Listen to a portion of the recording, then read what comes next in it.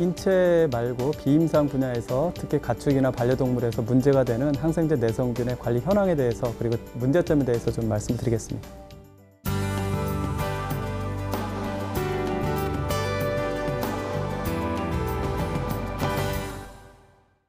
제가 말씀드릴 부분은 비임상 분야, 특히 이제 그 산업동물하고 가축, 그다음에 반려동물 이쪽 분야에서 슈퍼박테리아 현황과 관리 방안에 대해서 여러 가지 그 슈퍼박테리아가 있지만 그 중에서 가장 전 세계적으로 우리나라를 포함해서 보편적으로 문제가 되고 있는 메시실린 리지스턴스 스텝 오리우스라고 하는 MRSA를 중심으로 말씀드리겠습니다. 먼저 제가 말씀드릴 황색 포도알균이라고 하는 거는 일단은 사람 및 가축에서 뭐 다양한 질병을 유발하고 있고 특히 숙주가 굉장히 광범위해서 문제가 되고 있습니다. 또한 굉장히 다양한 병원성 인자를 보유하고 있고 또 환경이나 아니면 커멘살 그러한 마이크로 오가니즘으로서 문제가 되고 있습니다. 특히 뭐 젖소의 경우에는 유방염, 굉장히 낙농가에서는 그 문제가 큰 질병이고요. 그 다음에 뭐 가금류, 그 다음에 돼지에서도 이제 다양한 질병을 일으키고 있습니다. 뭐 전염 경로는 다양한 형태가 있습니다. 크게 이제 환경성으로 환경성으로 오염이 되는 경우가 있고 또 하나는 포도알균에 의한 전염이 되는 그러한 유방염이 문제가 되고 있습니다. 예를 들어서 착유자의 손이라든지 아니면 그 유도를 세척하는 세척 수건 등 이러한 착육 과정 중에서 균이 오염이 돼서 문제가 되고 있습니다. 우리나라에서 실제로 2012년부터 2016년까지 지속적으로 이러한 포도알균의 유방염 분포율을 조사를 했는데 꾸준히 증가하고 있는 추세가 있고요.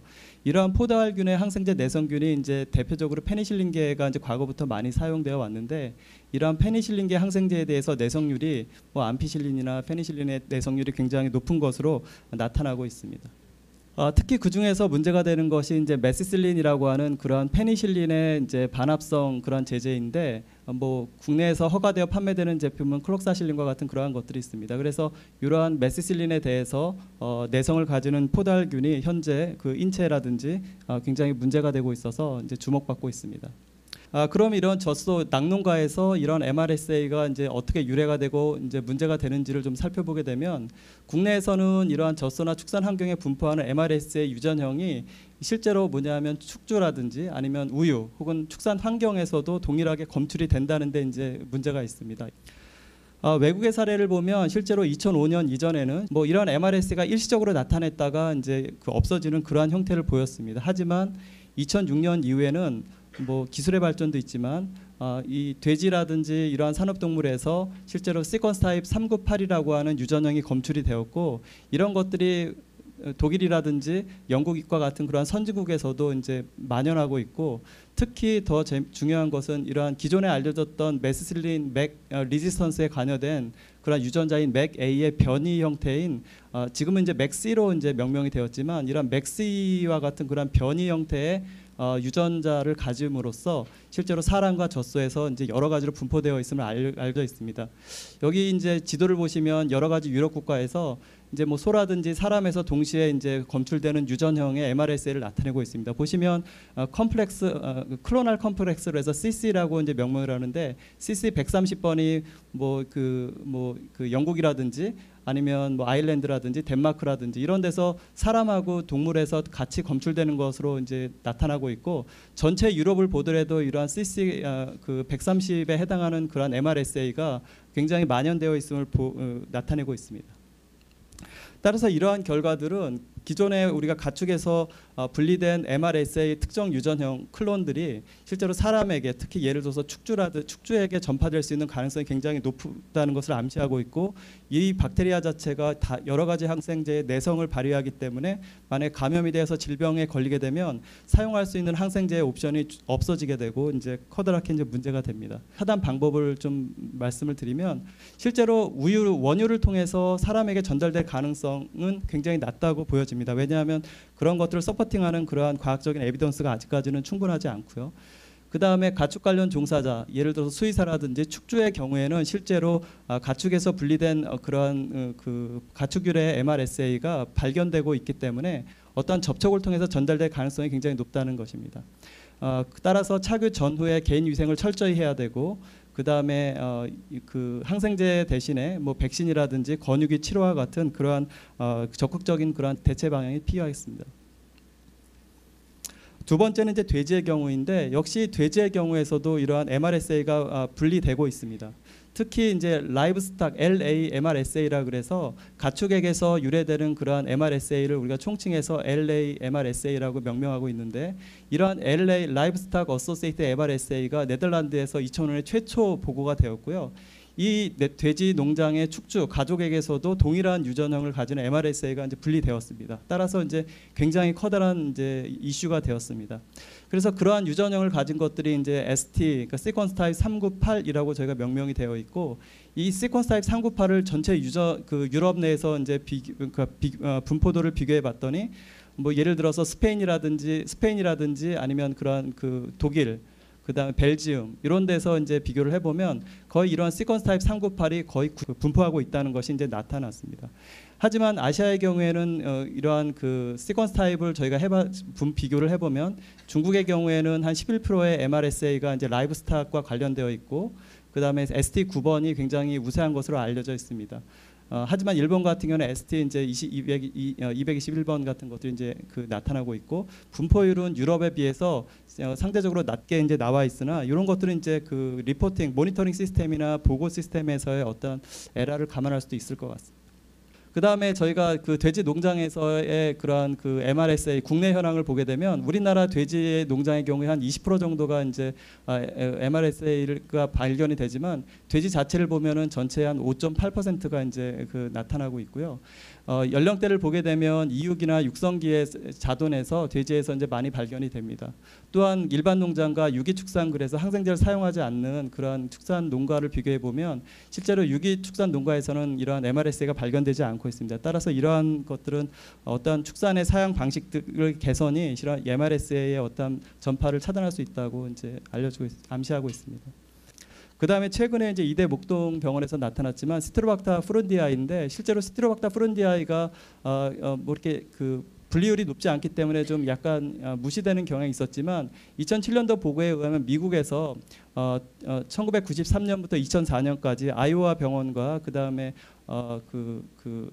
위스콘신에 있는 그러한 병원에 두 군데에서 여러 곳의 병원에서 그 인텐시브 케어 유닛 중환자실에서 분리율을 비교해 봤더니 시트로박타 프론디아이가 한 2% 정도의 어떤 문제를 일으키고 있습니다. 따라서 시트로박타 프론디아이가 또 다른 하나는 이제 식중독에 의해서 유래되는 식중독균으로 알려졌기 때문에 이러한 시트로박타 프론디아이에 대한 어떠한 그러한 그 항생제 내성들도 우리가 앞으로는 좀 더 좀 이렇게 적극적으로 대응을 해야 되겠다는 게 그거 생각을 합니다. 종합을 하면 가축에서 중요 항생제 사용 지침인데 제 생각에는 원칙에 충실하자는 게 정답인 것 같고요.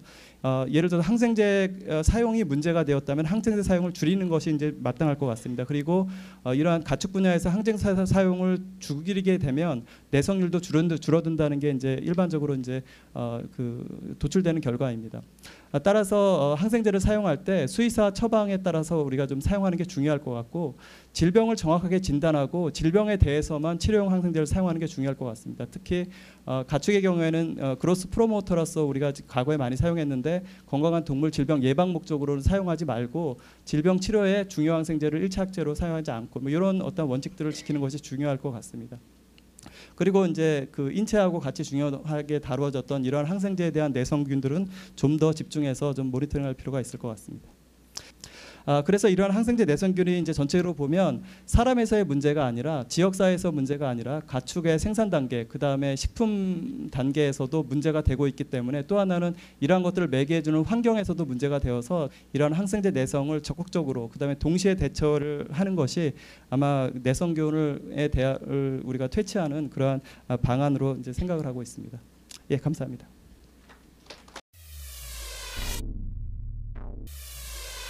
항생제 내성균을 줄이기 위해서 크게 두 가지 전략이 있습니다. 하나는 항생제의 사용을 줄이거나 항생제를 적절히 사용하는 것이고요. 다른 하나는 내성균이 전파하는 걸 막기 위한 감염 관리입니다. 그래서 오늘은 이 두 가지 전략에 대해서 말씀드리겠습니다.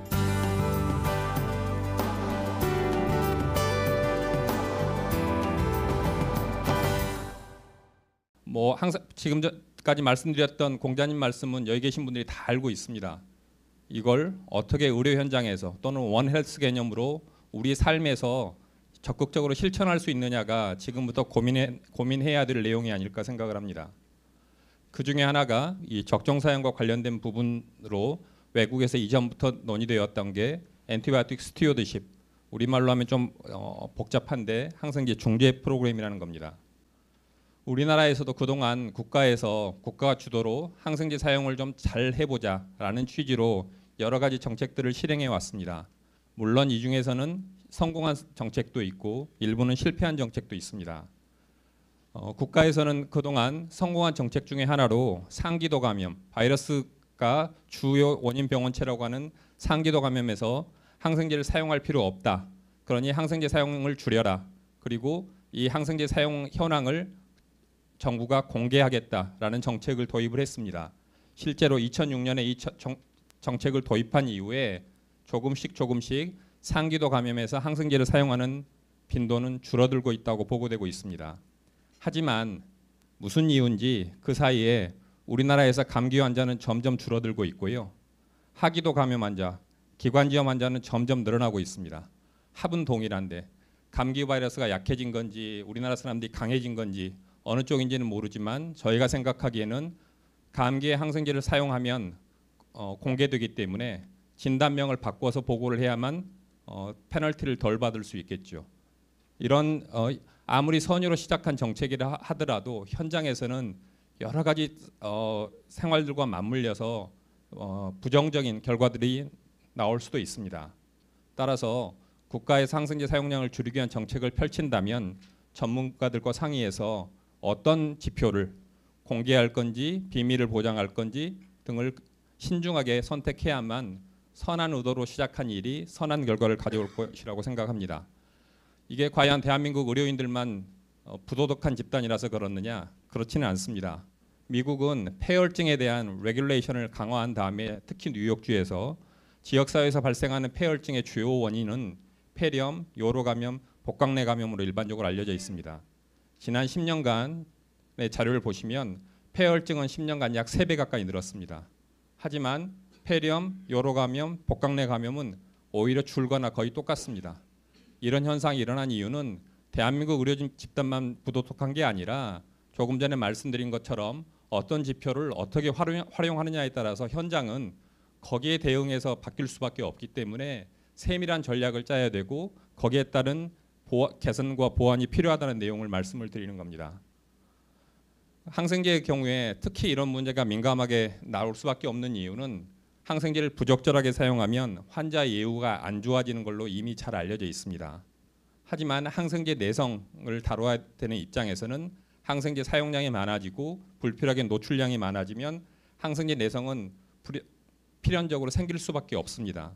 그래서 저희가 현장에서 학생들이나 다른 의료진들에게 교육할 때는 지금 눈앞에 있는 환자를 생각할 게 아니라 미래에 내 앞에 올 환자도 생각하고 항생제를 썼으면 좋겠다라고 생각하지만 한 치 앞도 알 수 없는 게 사람 인생이라서 대개는 내 앞에 있는 환자가 중요하지 내일의 환자는 신경 쓸 겨를이 없습니다. 그러다 보니 어쩔 수 없이 조금 더 이쪽에 치우칠 수밖에 없고 이런 걸 조금 더 잘하기 위해서 도입된 게 엔티바이오틱 스튜어드십이라는 겁니다.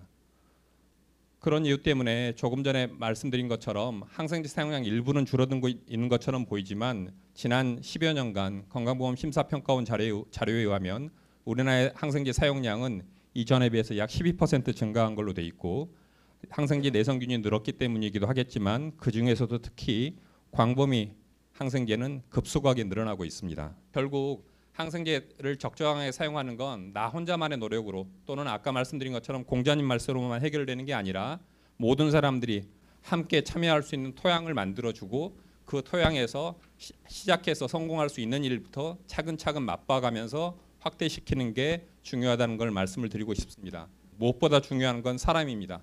사람이 있어야 되고요.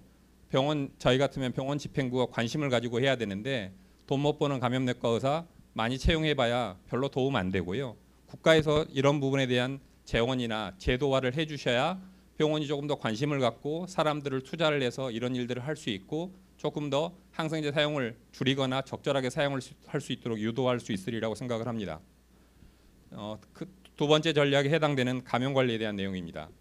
내성균은 어쩔 수 없이 출현할 수밖에 없습니다. 출현할 수밖에 없는데 균 하나하나를 쫓아가다가는 해결할 수가 없기 때문에 최근에는 이런 호라이즌털 어프로치라고 해서 모든 균에 어느 균에 나오건 상관없이 적용할 수 있는 그런 원칙들을 현장에다 적용해 보자, 이런 추세로 가고 있습니다. 그 이유는 임상 검체에서 분리되는 내성균을 가지고 있는 사람보다는 그걸 아무 증상 없이 가지고 있는 사람들이 훨씬 더 많기 때문에 균이 분리된 사람에게만 이런 원칙을 적용해서는 성공할 수 없다는 겁니다. 그래서 기본적인 손위생을 비롯해서 엔티바이오틱 스튜어드십, 환경관리와 같은 것들을 소위 호라이즌털 어프로치라고 하는데, 이런 것들을 현장에서 적용할 수 있도록 하자라는 추세로 옮겨가고 있습니다. 그 중에 하나가 손위생인데요. 손위생이 제일 값싸고 효과적이라는 건 이미 전 세계적으로 잘 알려져 있고, 우리나라에서도 그동안 활동을 하면서 이렇게 전 직군에서 손위생 수행률은 상당히 높아진 걸로 돼 있습니다. 하지만 외국에서도 그렇고 우리나라에서도 그렇고 인력이 충분하고 자기가 시간이 있어야 손위생도 열심히 할 수 있습니다. 저희 병원에서 한번 해보면 하루 종일 WHO에서 정한 원칙대로 손위생을 순간순간 다 하면 한 병동에서 8시간이 필요합니다. 간호사 한 명이 더 필요한 일입니다. 그러니까 인력을 더 늘리지 않으면 본인들이 뭘 하고 싶어도 할 수가 없고, 일을 줄여주지 않으면 감염관리 원칙을 현장에서 수행할 수 없다는 겁니다. 그런데 착안해서 미국 듀크 대학을 비롯한 일부 대학에서는 이런 중심병원에 감염내과 의사, 감염관리 간호사, 임상미생물 전공자들을 전부 채용을 하고, 이 사람들이 각각의 병원과 계약서를 맺고 월급의 일부를 지원받으면서 그쪽에 직접 가서 일을 하기도 하고 자문하는 역할을 하는 겁니다. 그러면 경험도 쌓이고 전문성도 있어서 실제 도움이 되는 일을 할 수 있는 거죠. 우리도 이제는 그냥 각 병원에만 역할을 맡길 게 아니라 이런 것들이 실행될 수 있도록 제도적, 행정적, 법적인 검토를 해야 될 때가 아닌가 생각을 합니다. 다른 하나는 이건 저희 병원 그 내과 중환자실입니다. 16개의 병상이 있는데요. 저희 중환자실은 13인실입니다. 그러니까 이렇게 오픈된 구조죠. 일반 병실은 4인실, 5인실, 6인실이지만 중환자실은 수가가 뒷받침을 해주지 않기 때문에 1인실, 2인실로 만들 수 있는 여건이 안 돼서 대부분의 중환자실은 우리나라에서 이렇게 오픈된 구조로 운영을 하고 있습니다. 미국에서는 일반 병실은 4인실 정도로 제한을 하고 있고요. 여러 자료에서 1, 2인실이 다인실보다는 내성균이나 의료 관련 감염을 줄일 수 있는 걸로 알려져 있습니다. 제가 말씀드리고 싶은 건 모든 병실을 1인실로 하자는 게 아니라 일부 병실이라도 이렇게 1인실을 지금보다는 더 늘리는 방향으로 가야 의료 관련 감염이나 내성균이 전파되는 걸 막을 수 있다는 겁니다. 그리고 최근에 여러 가지 신속 진단 검사들이 많이 도입되고 있기 때문에 내성균을 빨리 디텍션해서 빨리 격리하거나 또는 조치를 취할 수 있도록 하는 이런 검사법들도 지금보다 더 발전해야 되고 현장에 적용할 수 있어야 됩니다. 결국 이런 의료 관련 감염을 예방하고 내성균 전파를 막기 위해서는 지금 말씀드린 이런 내용들이 지금보다 더 강화되고 정부가 의지를 갖고 해야만 내성균의 전파를 막을 수 있고 감염을 예방할 수 있다고 생각을 합니다. 외국에서 혹시 배울 만한 건 없겠느냐? 아까 말씀드린 것처럼 미국 CDC는 엔티바이오틱 스튜어디십을 위한 7가지 핵심 요소를 다 완비해야만 거기에 대한 지원을 해주는 걸로 되어 있습니다. 그래서 미국 CDC에서는 정기적으로 그냥 항생제 사용량만을 확인하는 게 아니라 항생제가 얼마나 적절하게 사용되고 있는지를 정기적으로 파일럿 서베이를 하고 있고, 이 데이터를 가지고 어떤 부분이 우리가 개선이 필요하다는 이런 노력들을 하고 있습니다. 결국 저는 탱고는 못 추는데요. 탱고를 추려면 상대방이 있어야 된다고 그러던데, 우리나라도 이런 항생제 사용이나 또는 감염 관리를 위해서는 정부의 노력도 중요하지만 민간과의 파트너십이 중요하고요. 미국 CDC나 NIH에서는 이런 데 충분한 돈을 지원해주고 이런 일들을 할 수 있도록 만들고 있습니다. 그리고 CDC에서만 할 수 없는 일이고, 미국은 워낙 땅덩어리가 크기 때문에 에피센터라는 곳을 지정을 해서 대학병원들을 중심으로 현장과 지식과의 갭이 있으면 그걸 어떻게 극복할 거냐, 어떤 정책을 펴기 전에 이게 어떤 문제점이 있고 어떻게 실행할 수 있을 거냐를 이런 에피센터에서 실행을 해보고 피드백을 줘서 정책에 반영되고 현장에 바뀔 수 있도록 노력을 하고 있기 때문에 우리도 이런 노력이 필요하고요. 저도 벤치웍을 좀 했습니다만, 벤치웍 하는 것도 중요하지만 미국에서는 이렇게 엔티박테리얼 리지스턴스 리더십 그룹이라는 걸 만들어서 이런 내용들, 벤치욕뿐만 아니라 퀄리티 컨트롤 그리고 감염 예방, 엔티바이오틱 스튜어드십에 대한 것들을 미국 NIAID에서 이렇게 지원을 하고 있습니다. 우리도 정말 의료 관련 감염이나 항생제 내성에 관심이 있다면 조금 더 다학제의 사람들이 참여할 수 있도록 그리고 현장에서 실천할 수 있도록 정책을 바꿔야 되고요. 이런 질 향상 연구나 중재 연구처럼 임상 현장에서 행동들을 바꿀 수 있는 노력들이 더 필요할 테고 정부는 지금보다 조금 더 책임을 갖고 해야 될 텐데 10가지 중에 2가지하고 나중에 돈 생기고 시간 나면 3가지 더 해주고 그 후에 한 2가지 해주고 이렇게 해서는 막을 수가 없기 때문에 번들로 한꺼번에 구멍을 다 막을 수 있는 정책들이 조속히 마련돼야만 항생제 내성이나 의료 관련 감염을 줄일 수 있지 않을까 생각합니다. 이상입니다.